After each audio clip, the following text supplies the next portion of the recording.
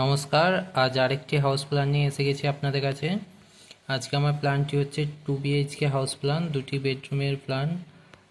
ছোট জায়গার মধ্যে একটি 2টো বেডরুমের খুবই সুন্দর একটি প্ল্যান। যারা 2টি বেডরুম করতে চাইছেন এবং যাদের জায়গাটা একটু ছোটোর মধ্যে, তো তারা অবশ্যই দেখতে পারেন। আশা করছি আপনাদের ভালো লাগবে, এবং যদি ভালো লেগে থাকে অবশ্যই চ্যানেলটি সাবস্ক্রাইব করে দেবেন এবং পাশে থাকা বেল আইকনটি প্রেস করে দেবেন, যাতে আমার ভিডিও নিয়মিতভাবে সবার আগে আপনাদের কাছে পৌঁছে যায়।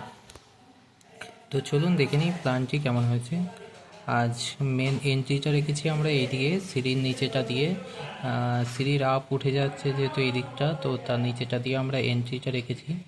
এন্ট্রি করার পরে আমরা একটি ডাইনিং প্লাস হল এরিয়াতে এখানটায় এসেছি। খুব বড় পেস নেই, তবে যথেষ্ট ঠিক আছে।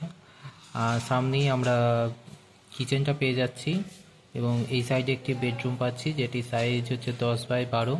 এই বেডরুমটির সঙ্গে আমরা একটি অ্যাটাচ টয়লেট দিয়েছি, এটি আমাদের হচ্ছে মাস্টার বেডরুম।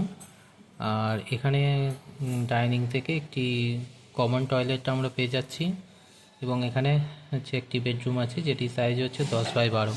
তো আমাদের এই দুটি বেডরুম আছে, একটি মাস্টার বেডরুম এবং একটি নর্মাল বেডরুম। এই দিকটা হচ্ছে আমাদের 21 ফিট যাচ্ছে এবং এই সাইডটা আমাদের 32 ফিট যাচ্ছে।